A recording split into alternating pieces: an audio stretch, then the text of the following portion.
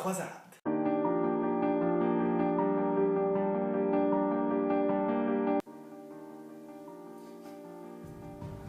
Les croisades du Moyen-Âge sont des pèlerinages armés prêchés par le pape, une autorité spirituelle de l'Occident chrétien. Lorsque le pape Urbain II appelle à la première croisade, une foule de chevaliers prend le chemin de Jérusalem. Durant près de 2 siècles, des milliers de croisés tenteront de délivrer la Terre Sainte, et beaucoup d'entre eux ne reviendront jamais. Commençons par le tout début. Nous allons parler des grandes causes des croisades. Demandons à un de nos experts.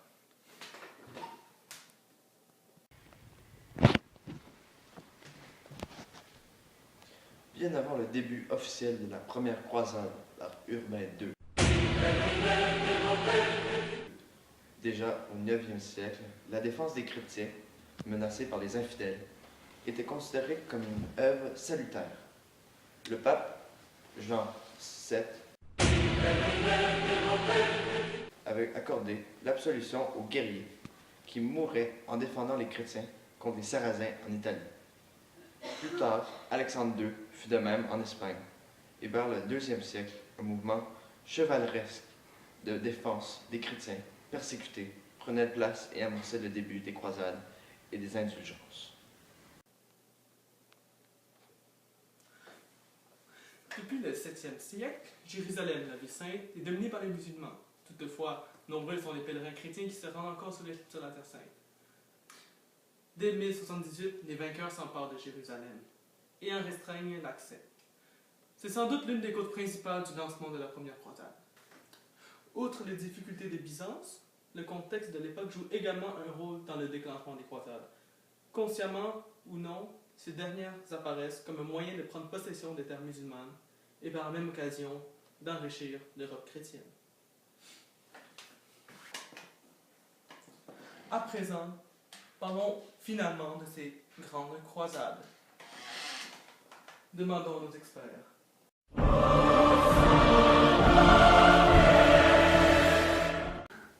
La première croisade est caractérisée par la volonté du pape de vouloir délivrer Jérusalem des impies et aussi par la volonté de réunification politico-religieuse.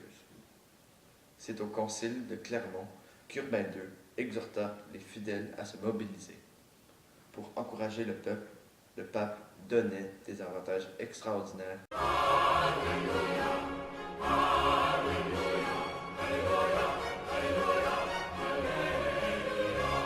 Ce qui permet de mobiliser bien des gens.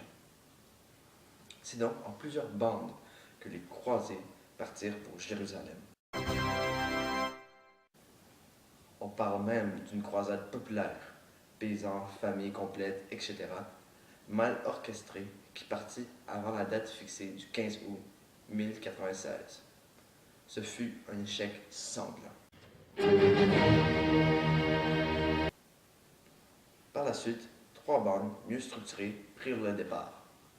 Une première cohorte de 12 000 hommes, dont 8 chevaliers seulement, partit sous la conduite du fameux Pierre l'Ermite.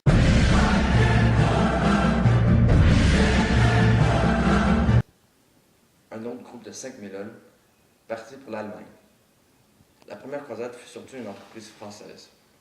Les croisés font finalement tomber la résistance à Jérusalem le 15 juillet 1099. 70 000 musulmans furent massacrés. Les Juifs survivants furent entassés dans une synagogue et brûlés vifs. De Bouillon devient le premier roi de Jérusalem.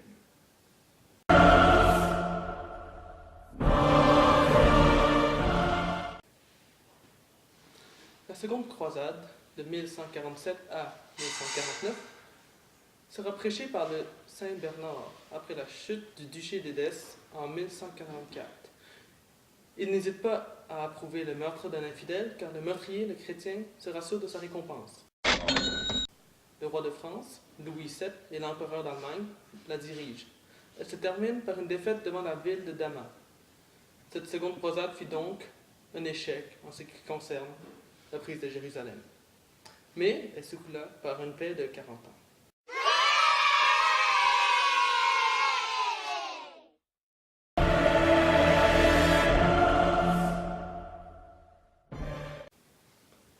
chute de Jérusalem, conquise par Saladin.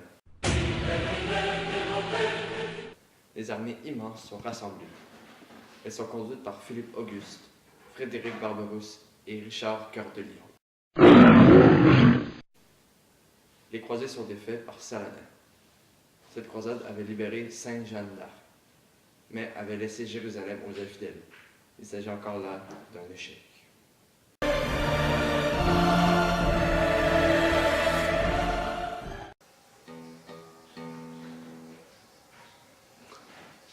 La quatrième croisade, de 1202 à 1204, est prêchée par le pape Innocent III, avec l'aide de simples prêtres. Foulque de Neuilly. Innocent est convaincu qu'il peut s'emparer de Jérusalem en prenant comme base l'Égypte.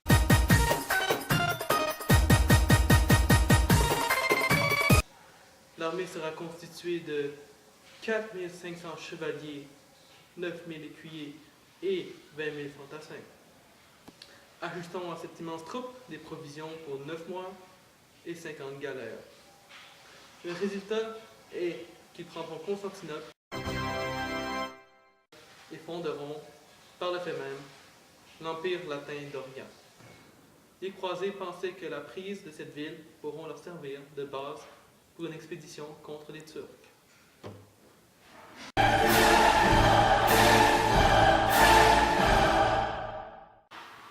Cette période est particulière puisqu'en 1212, un jeune amant du nom de Nicolas sera le précurseur d'une croisade d'adolescents au nombre de 30 000.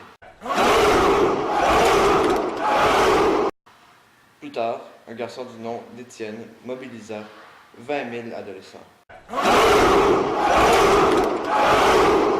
Leur but consiste à délivrer Jérusalem. Ce fut bien sûr un échec.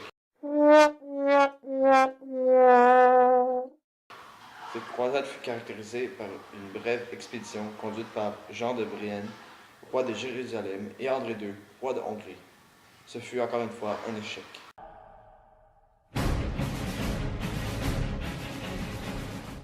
La croisade est dirigée par Frédéric II.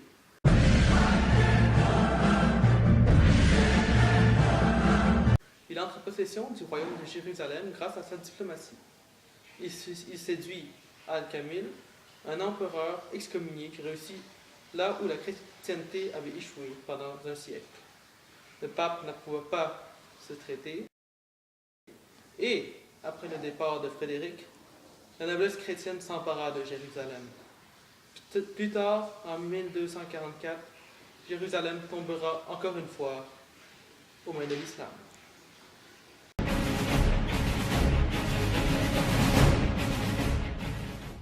Elle est menée par Louis IX, qui deviendra Saint-Louis. En 1248, il se mit en route avec ses chevaliers. Il entre à Paris sans avoir pu s'approcher de Jérusalem.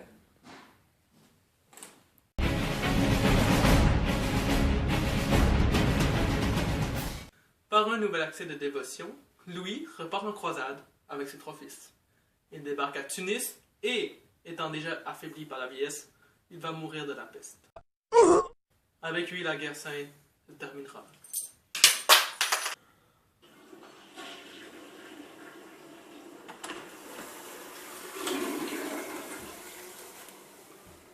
Pour conclure, les croisades ont un impact majeur autant dans l'Occident que du côté de l'Orient. L'Église a pu s'enrichir énormément grâce à ces croisades. Une Église riche a plus de pouvoir que l'Église pauvre. L'influence de l'Église dans le monde passé et présent est certainement pour quelque chose. Mais que dire aussi de cette quête constante de Jérusalem?